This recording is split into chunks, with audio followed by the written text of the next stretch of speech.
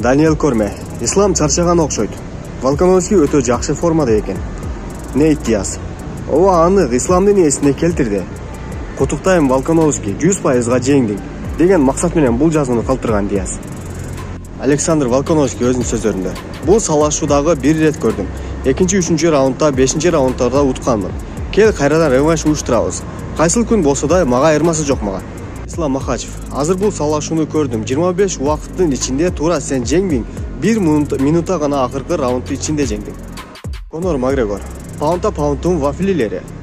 Генри Сехудо. Мен судьялыкты жактырбайм, жек көрөм. Эмне деген уруш бул өзү?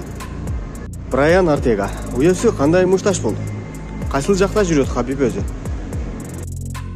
Кевин Ли. Волк жеңди. Дилион Денис. Алекс Волкановский жеңил салмактын жаңы чемпиону.